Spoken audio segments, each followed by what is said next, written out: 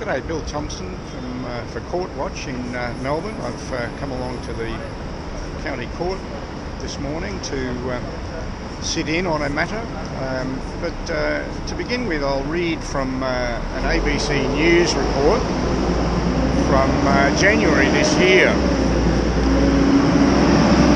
Justin Mammarella stood down as Labor's candidate for Melton 1 month out from the November 24th election, citing family reasons. He's among 4 people charged by the Independent Broad-Based Anti-Corruption Commission, IBAC, following an investigation into alleged electoral fraud.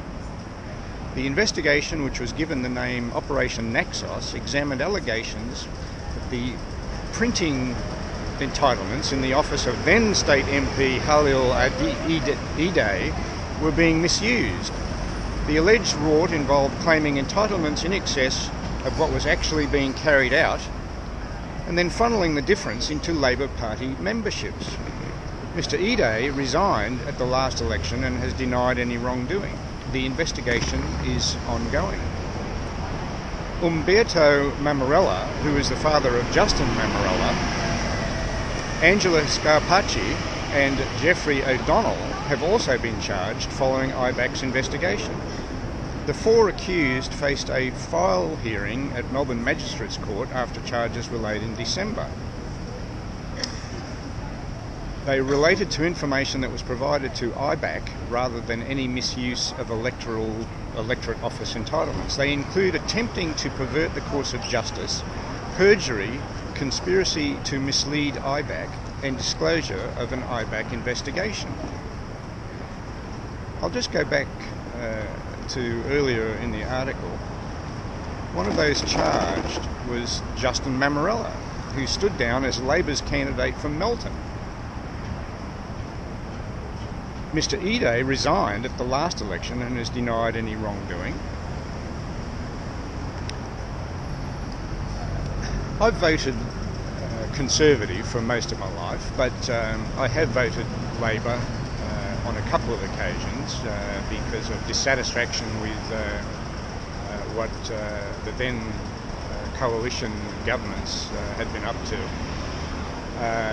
But it never ceases to astound me the level of underhandedness in evidence within the Labor Party. I recall very well the former national president of the ALP, Michael Williamson, being convicted of stealing millions of dollars from the members of the HSU. I attended a number of hearings in the Magistrates Court across the road here for Craig Thompson, involving matters related to his alleged improper use of HSU funds. I recall the rort scandals that have erupted within the Victorian state government. I recall the former Australian Federal Tourism Minister, John Brown, who was involved in a long-running court battle with the Commissioner of Taxation over Brown's failure to disclose the receipt of a $1 million home unit on the Gold Coast in his tax returns for the relevant year, and he fought the Commissioner for, I think, almost a decade until a settlement was finally reached in that matter. I marvel at the degree of hypocrisy within Labor ranks over their association with people who have conducted themselves in fashions which I think many citizens would find questionable. I mean, we're faced currently with the prospect that next week Bill Shorten will be the Prime Minister of Australia, notwithstanding that a couple of years ago a woman came forward to allege that she'd been raped by him.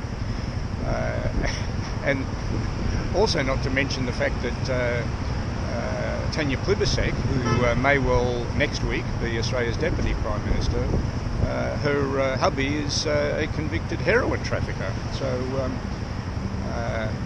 I marvel at the connections that Labor has to people doing things that most of us would find questionable, to say the least.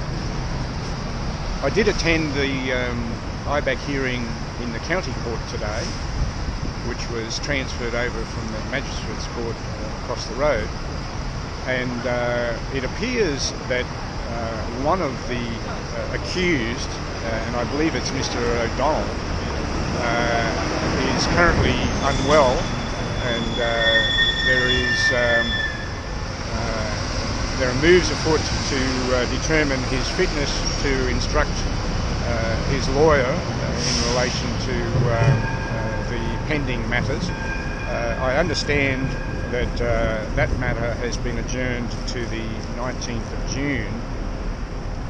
The remaining matters for Justin and Umberto Mammarella and Angela Scarpacci will be heard in a scheduled trial beginning on the 20th of August, and they've set aside 5 hearing days until the 26th of August, and there'll be a further mention of the matter on the 26th of June to clarify that all of the requirements are up to date pending the commencement of the trial.